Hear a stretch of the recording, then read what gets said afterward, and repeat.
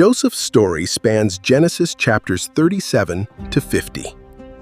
It is a massive rags-to-riches epic about ultimate betrayal, resilience, and true forgiveness. As a young man in Canaan, Joseph was his father Jacob's absolute favorite and gifted him a stunning, ornate cloak. This special garment, along with his grand ambitions, drove his older siblings into a deep, bitter resentment. They stripped him of his royal tunic, dipped it in goat's blood, and convinced their father he was dead. Sold to passing traders for 20 pieces of silver, the once favored son was dragged across the unforgiving desert, bound for Egypt. After the long journey, Joseph is traded again, this time to an influential man. He is purchased by Potiphar, the powerful captain of Pharaoh's royal guard. The young administrator is highly competent. He quickly rises to head the high official's entire household. However, Potiphar's wife soon takes a strong, inappropriate interest in the young man. Joseph repeatedly refuses her advances, citing loyalty to his master and to God. As he flees from her, she grabs his cloak and holds on to it. She uses the abandoned cloak to falsely accuse Joseph of an attempted assault. Because of this lie, Joseph is thrown directly into the royal prison. Even here, the young man's administrative skills shine brightly for everyone to see. He is quickly put in charge of all the other inmates locked inside.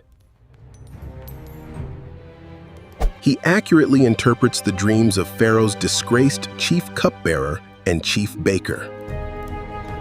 He asks the cupbearer to remember him, but the official forgets for 2 full years. Joseph's break finally comes when Pharaoh is plagued by 2 very disturbing dreams. In the first dream, 7 fat cows are eaten by 7 starving cows. Next, 7 healthy heads of grain are swallowed by 7 scorched, thin heads. None of Egypt's wise magicians can explain the meaning of these strange visions. The chief cupbearer finally remembers Joseph and tells the Pharaoh all about him. Brought before the throne, Joseph explains the dreams are a clear warning from God. Egypt will experience 7 years of extreme, unprecedented abundance across the land. But that will be followed immediately by 7 years of devastating, deadly famine. Joseph advises Pharaoh to appoint a wise man to store 1/5 of the harvest. It will secure prosperity in the coming years. This stored grain will keep the nation alive during the terrible years of starvation. Impressed, Pharaoh appoints the 30-year-old Joseph as vizier right on the spot. This title makes Joseph the second most powerful man in all of Egypt. The young Hebrew slave has completely transformed into an Egyptian royal leader. He immediately goes to work, preparing the entire nation for the coming disaster. When the 7 years of famine hit, it devastates surrounding regions, including Canaan. Back in Canaan, Joseph's family is starving. Jacob sends 10 sons to Egypt. They travel to Egypt to buy grain, completely unaware of what happened to Joseph. They arrive and bow before the vizier, fulfilling Joseph's childhood dream perfectly. They entirely fail to recognize their brother in his luxurious Egyptian royal attire. Instead of revealing himself immediately, Joseph decides to put them to a test. He needs to see if they have changed from the cruel men they once were. Over stressful encounters, he accuses them of being spies and imprisons them briefly.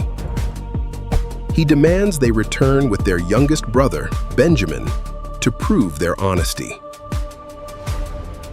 The youngest son is Joseph's only full sibling, and he has become their father's new absolute favorite. Later, Joseph secretly sends a servant plant his own silver cup in Benjamin's sack of grain. He frames the boy for theft and declares Benjamin must remain as a slave. Years ago, they sold Joseph. Would they abandon Benjamin to the exact same fate? But this time, his brother Judah steps forward to take Benjamin's place. Judah pleads that losing Benjamin would literally kill their elderly father, Jacob. Joseph sees his brothers have truly repented and are willing to sacrifice themselves. He is completely overcome with intense emotion and can no longer hold it back. Leave us. He clears the room of his Egyptian guards so he is alone with them. He begins to weep so loudly that the entire royal palace hears him crying. He drops his Egyptian facade entirely and speaks to them directly.